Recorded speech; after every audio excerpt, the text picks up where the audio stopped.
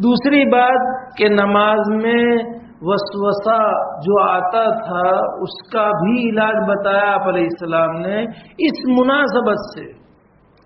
میں آپ کو تھوڑا لے جانا چاہتا ہوں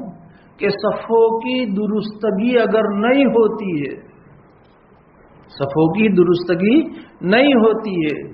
اور ایک انسان اور دوسرے انسان، ایک مقتدی اور ایک مصلی اور دوسرے مصلی کے درمیان فاصلہ ہوتا ہے تو بھی شیطان بیچ میں داخل ہو کر کے نمازی کی نماز کو خراب کرتا ہے اور روایتیں اس سے بھری پڑی ہوئی ہے. اس لیے ہم سب کو صفوں کی درستگی اس طرح کہ کندھے سے کندھا ملا ہوا ہو بالکل، اور آگے پیچھے بھی نہ ہو، اس طریقے سے ہمیں صفوں کو درست کرنا ہے.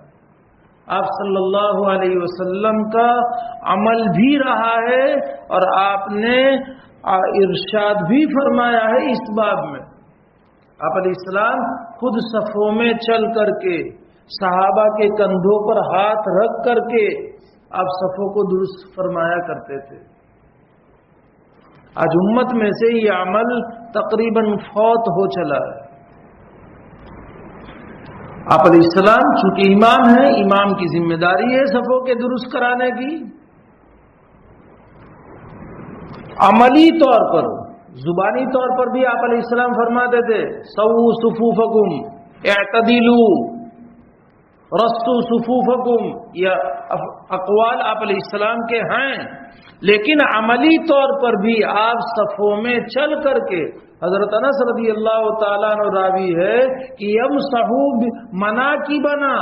آپ علیہ السلام ہمارے کندھوں پر ہاتھ رکھتے تھے اور کندھے برابر ایک لائن میں ہیں کہ نہیں، اونچ نیچ تو ہوں گے کیونکہ ایک اونچا ہے ایک نیچا ہے تو اونچ نیچ تو ہوں گے. تو کندھوں کو برابر کرنے کا مطلب یہ نہیں، لیکن ترتیب کہ آگے پیچھے نہ ہو اور بیچ میں جگہ نہ ہو، اس کے لیے رسن کا لفظ ہے روایت میں، رسو صفوفکم. اور اس کا مطلب کہ جیسے شیشہ پلائی ہوئی دیوار ہوتی ہے، ایک اینٹ اور دوسری اینٹ کے درمیان فاصلہ ہوتا ہے، مال ہوتا ہے اور پھر مال سے جوائن کر دیا جاتا ہے، فٹ کر دیا جاتا ہے. تو اسی طریقے سے صف بھی بالکل جوائنٹ کہ درمیان میں ذرہ برابر بھی فرجہ، یعنی درمیان میں ذرہ برابر بھی خالی جگہ نہ ہو، ورنہ معمولی سی بھی خالی جگہ شیطان کو بیچ میں آنے کے لیے مانع نہیں ہے. وہ شیطان آئے گا بیچ میں اور ہماری نماز فاسد کرے گا اور خراب کرے گا. آپ علیہ السلام نے فرمایا کہ جیسے ایک چھوٹا سا، چونکہ ہمارے ہاں بڑے بکرے اور بڑی بکریاں یہ قربانی کے موقع پر کہ راجستھانی بکرے اونچے لمبے تڑنگے ہم پسند کرتے ہیں. عموماً عرب میں آپ نے دیکھا ہوگا، جو حج پڑھنے گئے ہوں گے یا کہ واٹس ایپ پر دیکھا ہوگا، وہاں بکریوں کی سائز اور دمبوں کی سائز چھوٹی ہوتی ہے. ہمارے یہاں جیسے گھینٹے ہوتے ہیں نا، مینڈھے، اس شکل کی وہاں بکریاں ہوتی ہے. تو اب اس کا بچہ بھی چھوٹا ہوگا، تو چھوٹے بچے کو داخل ہونے کے لیے کسی جگہ میں، بکری کا چھوٹا بچہ، اس کو داخل ہونے کے لیے معمولی جگہ بھی کافی ہوتی ہے. تو جیسے آپ علیہ السلام نے کانہل حذف، یہ روایت میں ارشاد فرمایا کہ جیسے بکری کے چھوٹے بچے کو کسی جگہ داخل ہونے کے لیے کم جگہ کافی ہے، ویسے شیطان کو بھی درمیان میں داخل ہونے کے لیے معمولی سا فرجہ، معمولی سی جگہ بھی کافی ہے. اگر معمولی جگہ بھی ہوگی تو درمیان میں داخل ہو کر کے وہ نماز کو فاسد کر دے گا. یہ روایتوں میں ہے. اور ساتھ ساتھ آگے پیچھے بھی نہیں ہونے چاہیے،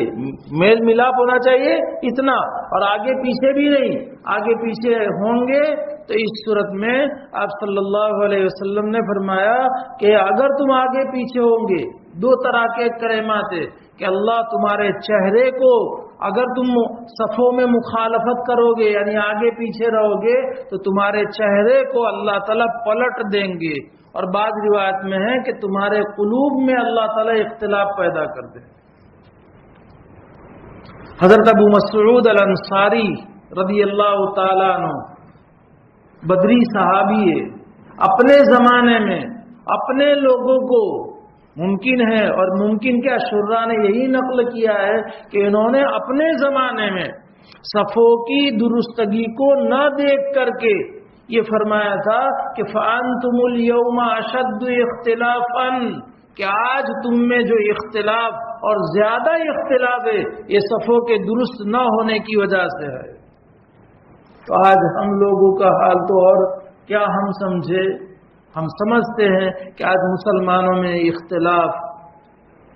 بھائی بھائی میں، باپ اولاد میں، ماں بیٹیوں میں، خاندانوں میں، قوموں میں، برادریوں میں، اور مسلمان میں اختلاف جو ہے صفوں کی، جہاں اور وجوہات ہوں گی وہاں اس کی ایک وجہ حضرت ابو مسعود الانصاری رضی اللہ تعالیٰ عنہ کے اس قول سے یہ ثابت ہو رہا ہے، اور حدیث میں ہے کہ دلوں میں اختلاف آ جائے گا، چہرے ایک دوسرے سے الگ ہو جائیں گے، تو ایک دوسرے کا چہرہ دیکھنا پسند نہیں کرے گا۔ اس لیے دونوں چیزوں کو مد نظر رکھنا ہے کہ بیچ میں جگہ نہ ہو تاکہ شیطان داخل ہو کر کے نماز کو فاسد نہ کرے، اور آگے پیچھے بھی نہ ہو تاکہ قلوب میں اختلاف نہ ہو۔ اگر آج امت میں یہ چیز پیدا ہو جائے، صفوں کا اختلاف ختم ہو جائے اور صفوں میں فرجہ نہ رہے، جگہ نہ رہے، تو انشاءاللہ العزیز اتفاق کی جو دولت صحابہ کرام کے دور میں تھی، آپ علیہ السلام کے زمانے میں تھی، وہ آج بھی پیدا ہو سکتی ہے۔ اس لیے میں یہ عرض کرتا ہوں، ہم جو یہاں بیٹھے ہیں ہم تو کم سے کم یہ طے کر لے کہ ہم ایک دوسرے کے ساتھ مل کر کے اور آگے پیچھے نہیں، بالکل سیدھ میں کھڑے رہیں گے۔ اسی لیے حدیث میں ہے کہ تم میں بہتر وہ ہے کہ جو اپنے بھائی کے لیے نرم ہو، یعنی سب کے لیے قریب بلائے تو فوراً آ جائے۔ اپنے بھائی کے جہاں امام کی ذمہ داری ہے وہاں آپس میں ایک دوسرے کی بھی ذمہ داری کہ وہ خیارکم الینکم بِأَيْدِيكُمْ او کما قال صلی اللہ علیہ وسلم، اس طرح کے کچھ آگے پیچھے الفاظ برابر یاد نہیں، لیکن تم میں سب سے بہتر وہ ہے کہ جو اپنے بھائی کا ہاتھ اس کو لگے صف کے سیدھا کرنے کے لیے بلائے، تو اس صورت میں وہ فوراً صف کو درست کرنے کے لیے آ جائے، برا نہ لگے۔ بعض لوگ ہوتے ہیں ٹس سے مس نہیں ہوتے، پنکھے کے نیچے کھڑے رہنے کا، اے سی کے سامنے ڈائریکٹ ہوا لگے، گرمی اتنی ہے نا، پھر تم امام صاحب فیٹ اتنی گرمی میں کہاں فیٹ کھڑے رہنے کا۔ صحابہ کی مسجد نبوی کا تھوڑا پس منظر اگر ہمارے سامنے ہو نا، اس وقت کی مسجد نبوی کا، اور پھر بھی ان کے یہاں صفوں کا اتنا اہتمام تھا۔ حضرت عمر رضی اللہ تعالیٰ عنہ نے اپنے زمانے میں صفوں کی درستگی کے لیے انسان مقرر کیے دے چکے، اسلام بڑھا تھا، مسجد نبوی کی توسیع بھی حضرت عمر کے زمانے میں تھوڑی ہوئی تھی، پھر حضرت عثمان کے زمانے میں، خدا علیہ السلام کے زمانے میں 2 مرتبہ مسجدیں، ایک مرتبہ پہلی بنی، پھر خیبر کے بعد مسجد نبوی کی توسیع ہوئی، اور آج علامتیں سب لگی ہوئی ہے وہاں پر۔ تو جب مسلمان بڑھے اور مسجد نبوی میں زیادتی ہوئی تو ہر صف میں ایک آدمی رکھا تھا، اور جب وہ صف میں ساری صفوں میں سے آدمی کی طرف سے اطلاع آتی کہ صفیں درست ہو گئی ہے، تب حضرت عمر رضی اللہ تعالیٰ عنہ نماز شروع فرماتے تھے۔